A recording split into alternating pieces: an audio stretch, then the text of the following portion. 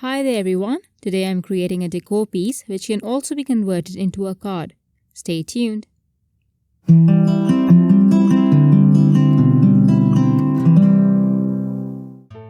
Hello everyone, welcome to Creative Coloring with Erum. Today I will be using the Garden Picks 3D die set to create my project. I initially planned on making a card, but then I decided to use the thin frame die set and create a decor piece instead.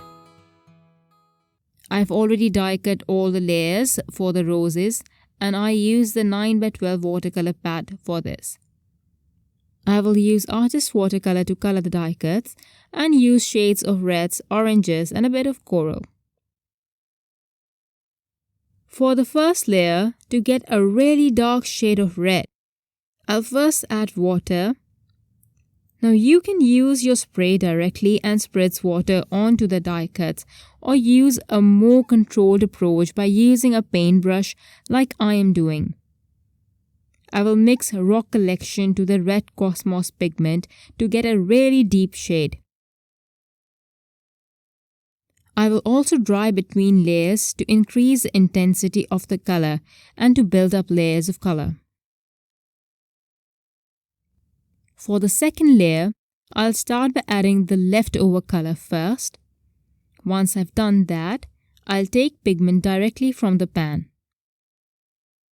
And for variation, I will add a bit of orange to this too. I will add it as a stroke.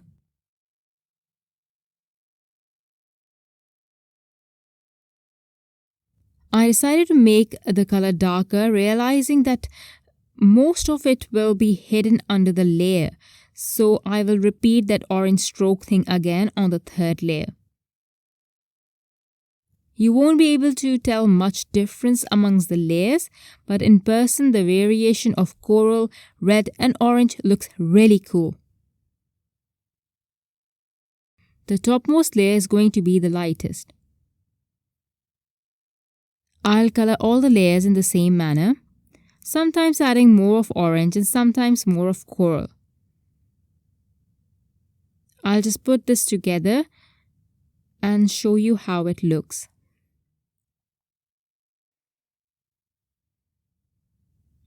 I'll fast forward and color the other flower for you that uses different colors on layers than the first flower.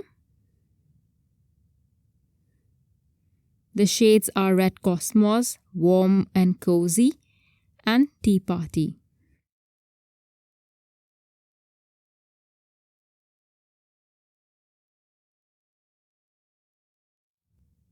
So I use the three shades in different concentrations and variation on all the layers.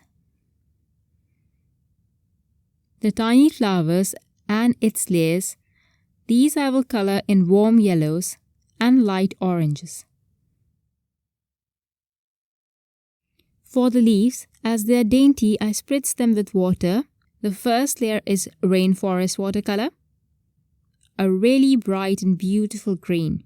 To add interest to this layer, I will add a bit of Green Meadows pigment to it as well, and then some Tropical Forest watercolor. For the top layer, I'll start with Rainforest watercolor, then add more pigment onto it of Green Meadows.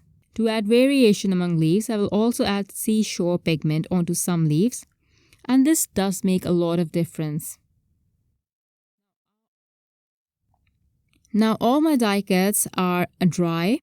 I'll put all these together. You can use liquid adhesive or the Altenew glue tape. The guide is available at the back of the packaging. I also used it to adhere the smaller pieces. Please follow it if you do get stuck somewhere.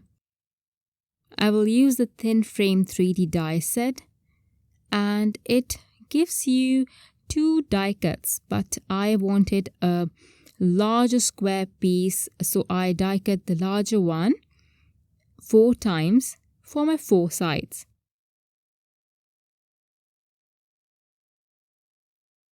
These come with scored lines, so I'll follow the score lines and fold along those lines.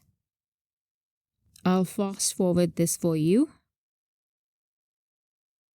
I'll do one on screen for you. my cardstock is very sturdy, so it's a little difficult for me to score. Use your scoreboard to go over the score lines if the case is same with you. Now I'll cut a panel of 5.5 by 5.5 inches.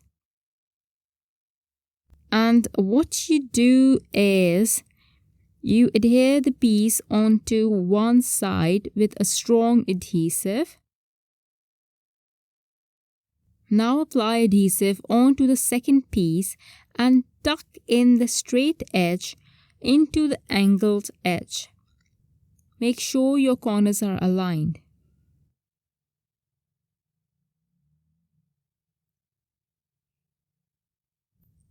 It is my first time doing this, so I did mess up slightly. It's only noticeable at the very end at an angle. But it's very easy to put together. Now follow the same step to adhere the third side, and then the fourth one will fit into the ends of both the right and the left sides.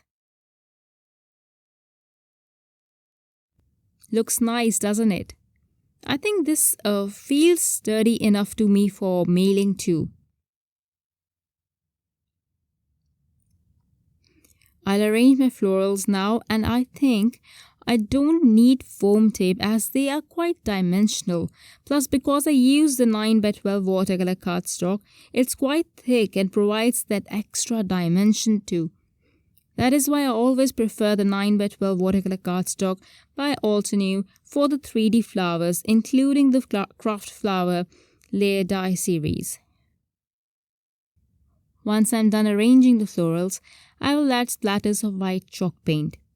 I will try for them to be as fine as they can be. Use a thin brush if you want yours to be fine as well. If you want yours to be thick, you can use either a bigger brush or pick up a lot of paint on your brush. Now I want to show you this on its side. See how the flowers don't pop out and are within the dimensions of the frame, the depth that is. So this is easily mailable. I think in a bubble envelope it will be more secure. You can also adhere a pocket behind it. For example, here I have a full-size pocket. You can even use the pocket banner die, adhere two of these together on the sides and at the bottom to make a pocket and stick it behind the frame to add a note card in it. Also, I will use this tiny easel that we get here to display this. I am sure it is available where you live too. It comes in different shapes and sizes and materials. I didn't add any sentiment on mine. You can use die cuts to spell out home, love, or whatever you want to. I have not yet decided what I want, so I'm leaving mine blank. I hope you enjoyed the video. Thanks for watching. Bye.